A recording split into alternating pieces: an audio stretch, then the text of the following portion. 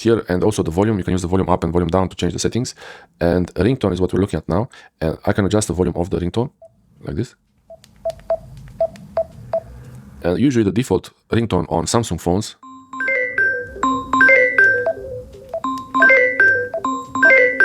it's very relaxing to hear this. Okay.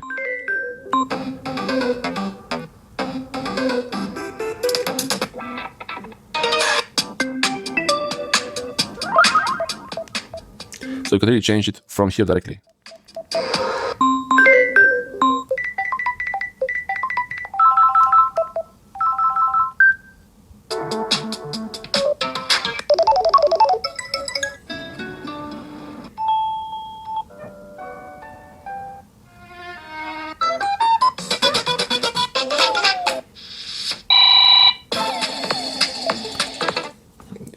You can really change the ringtone to anything from there, but I will show you also custom ringtones.